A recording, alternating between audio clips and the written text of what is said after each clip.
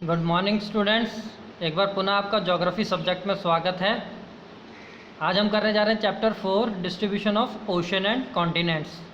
तो बच्चों, इस चैप्टर में आपने बहुत सारी चीज़ें अभी तक पढ़ी, जैसे कॉन्टिनेंट ड्रिफ्ट थ्योरी के बारे में पढ़ा, पोस्ट फोर्सेस पढ़ी कि पहले ड्रिफ्ट थ्योरी जो आई उसमें कौन सी फोर्सेस थी, उसके बाद वाली फोर्सेस आई, बाद में साइंटिस्ट ने बिलीव किया कि बाद में कौन सी फोर्सेस थी जो अलग अलग हुई।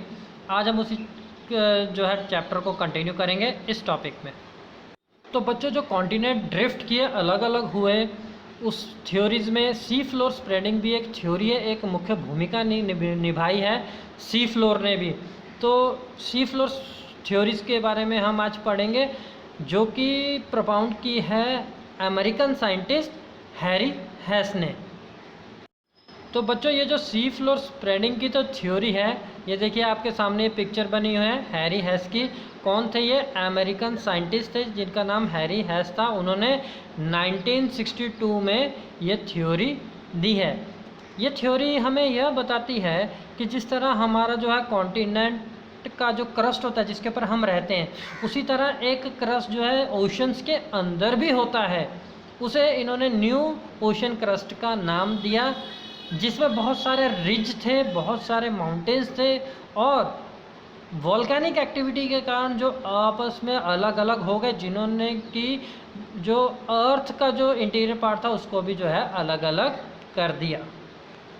बच्चों, पिछले वीडियो में आप लोग ने पढ़ा था हमारे पास ओशन फ्लोर कॉन्फ़िगरेशन के बारे में, यह उसी से रिलेटेड है।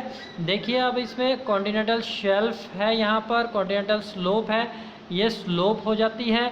फिर उसके बाद एबेसल प्लेन, जो प्लेन हमारे पास जहाँ हम रहते हैं वह भी है, ओशंस के अंदर भी ऐसा ही प्लेन है।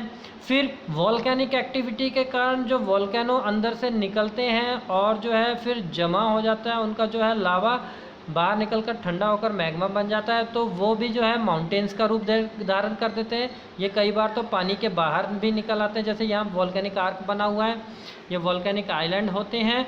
और जो डीपेस्ट ट्रेंच है, जो हमारी प्लेट्स है, अर्थ की जो प्लेट्स है, 7 मेजर प्लेट्स है, वो 3 तरह की फोर्सेस से काम करती है। कन्वर्जेंट आपस में, डाइवर्जेंट दूर दूर, और ट्रांसफॉर्म एक दूसरे के आसपास। तो बच्चों, जो डाइवर्जेंट फोर्स है एक दूसरे से अलग होने वाली, उसी के कारण जो है फिर ये ट्रेंचेस बने और जो है ये ओशन फ्लोर जो है स्प्रेड हुआ, अलग अलग हुआ। आइए बच्चों, इस मैप में देखते हैं, ये है मिड ओशनिक रिज। कहने का मतलब ये है कि जो यहाँ पर ये जो सारी लाइंस हैं, ये लाइंस जो है लॉन्गेस्ट चेन ऑफ माउंटेन्स की हैं।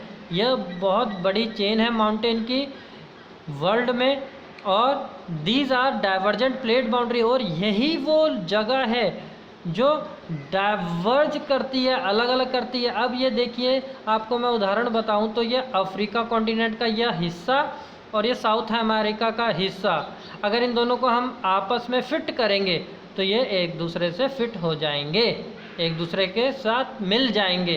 तो कहने का अभिप्राय यह है कि किसी समय में यह कॉन्टिनेंट्स एक हुआ करते थे, तो ओशन फ्लोर के कारण जो है यहाँ पर रिजेस बनने के कारण, यहाँ पर डाइवर्जेंट फोर्स के कारण यह अलग अलग हो गए।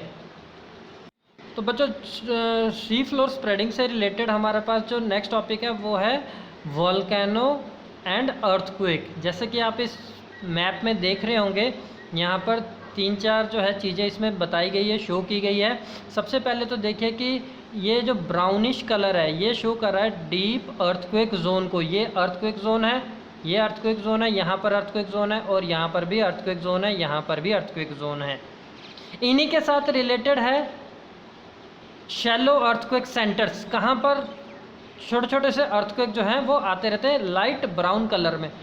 तो अगर मैं इसे बनाने की कोशिश करूँगा, यहाँ पर देखिए आप, ये देखिए ये अटलांटिक ओशन के बीच में है, और यही बेल्ट अगर आप देखेंगे तो आगे फर्दर जो है यहाँ से अगर आप देखेंगे इधर से, तो ये इंडियन ओशन तक जो है फैली हुई है। कहने का तात्पर्य ये वो बेल्ट है जहाँ पर कि शैलो अर्थक्वेक आते रहते हैं, छोटे छोटे अर्थक्वेक जो हैं वो आते रहते हैं। इसके साथ ही हमारे पास जो ब्लैक डॉट्स में है और जो बड़े डॉट में वो हॉटस्पॉट सेंटर्स हैं। तो ये छोटे छोटे सेंटर जो हैं, ये देखिए यहाँ पर, ये जो है वॉल्केनिक इरप्शन के सेंटर हैं। आप यहाँ पर दोनों साइड देख रहे होंगे पैसिफिक ओशन के, यहाँ पर दोनों साइड कॉन्टिनेंट्स के दोनों किनारों में जो है ये वॉल्केनो जो है यहाँ आते रहते हैं, ज्वालामुखी जो है आते रहते हैं। तो इसीलिए इसे रिंग ऑफ फायर, आग का एक छल्ला जो है वो बन जाता है, उसके नाम से जाना जाता है। यहाँ पर एक्टिव वॉल्केनो जो है वो आते रहते हैं। और जो बड़े बड़े डॉट्स हैं, ये जो आपके देख रहे हैं आप, ये हवाई आइलैंड में है, ये ऑस्ट्रेलिया के नज़दीक है, न्यूजीलैंड वगैरह में, और यह अफ्रीका वगैरह में भी यहाँ पर अर्थक्वेक और वॉल्केनो जो हैं वो दोनों आते रहते हैं। तो ये थी distribution of earthquake and volcano. तो भारत में भी हम देखेंगे जो हमारा नदरन वाला हिस्सा है, ये अर्थक्वेक प्रोन जोन है। इसमें अगर हम बात करेंगे तो हिमाचल प्रदेश की, तो हिमाचल प्रदेश भी जो है 5th जोन में जो है वो आता है। तो इसका मतलब कि हमारा जो हमारा हिमाचल है वहाँ पर हमेशा खतरा बना हुआ है अर्थक्वेक का, इसलिए हमें बहुत सावधानी रखकर जो है आगे की ओर बढ़ना चाहिए। आशा करते हैं आपको यह वीडियो पसंद आया होगा और बहुत सारी जानकारी आपको इस वीडियो से मिली होगी। धन्यवाद।